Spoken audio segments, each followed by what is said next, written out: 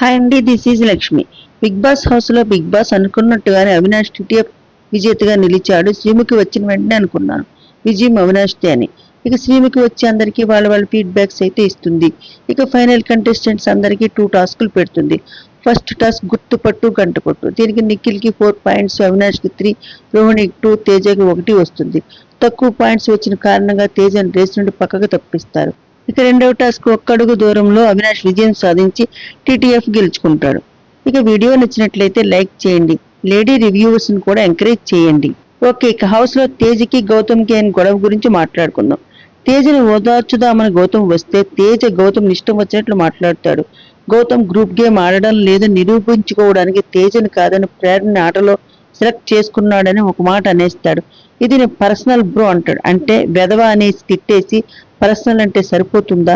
నిన్ను కాదని ప్రేరణ తీసుకుంటే కోపం వచ్చింది. మరి ఈ రోజు పృథ్వీని గౌతమ్ని కాదని డైరెక్ట్ గా నిన్ను కంటెంటర్ గా తీసుకున్నారు కదా, ఏం ఆడలేని నిన్ను తీసుకుంటే గౌతమ్ ఏమైనా బాధపడ్డా? అవినాష్ అడిగితే ఏం పర్వాలేదు అంటాడు గౌతమ్. ఆ రోజు మెగా చీఫ్ కంటెంటర్ టాస్క్ లో రోహిణి ప్రేరణకే సూట్ కేసు ఎందుకు ఇచ్చింది? నీకు ఇవ్వలేదు కదా, అప్పుడు ఆ విషయం ఎందుకు రోహిణిని అడగలేదు? అంటే ఇప్పుడు గౌతమ్ టార్గెట్ చేస్తే నువ్వు ఫేమస్ అవుతావు. గౌతమ్ ఇష్టం ఇస్తే ఇస్తాడు, లేకపోతే లేదు. అతని గేమ్ స్ట్రాటజీ. ఏదైనా చేస్తాడు. మనసులో ఏమనుకుంటున్నాడో నీకెందుకు? మళ్ళీ నీకు హెల్ప్ చేసినాను, నీ హెల్ప్ ఇప్పుడు కోరుకోలేదు.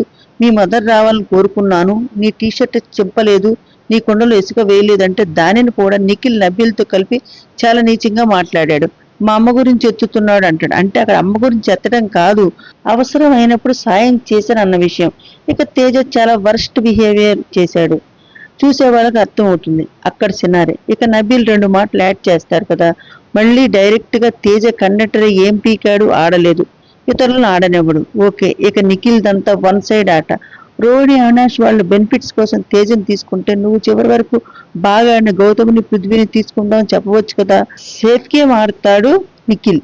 అదే విషయం నబీల్ పృథ్వీ కూడా అంటారు. కష్టపడి ఆడిన వీళ్ళిద్దరిని వదిలేసి ఒక్క గేమ్ ఆడిన తేజకి ఎందుకు ఇచ్చారు కంటెండర్షిప్ అని గట్టిగా అడుగుతారు. ఇక దోసుల విషయంలో రోహిణికి ప్లాన్కి గొడవ. ఇక ఈ సీజన్ అయ్యేదాకా ఈ గొడవ చల్లారదు.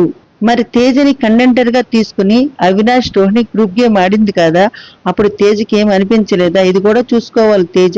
ఇక బిగ్ బాస్ హౌస్ లో రోజుకు గెస్ట్ రావడం అస్సలు బాగోలేదు. ఎందుకంటే ఎప్పుడు కంటెస్టెంట్స్ ఆడుకుని వాళ్లే ఫైట్స్ చేసుకుని స్క్రీన్ స్పేస్ మొత్తం వాళ్ళకే ఉండేది. ఫైట్స్ కూడా అయ్యేటివి. ఇదొక స్టార్ మా పరివార్ ఈవెంట్ లాగా, జబర్దస్త్ ఈవెంట్ లాగా అయిపోయింది.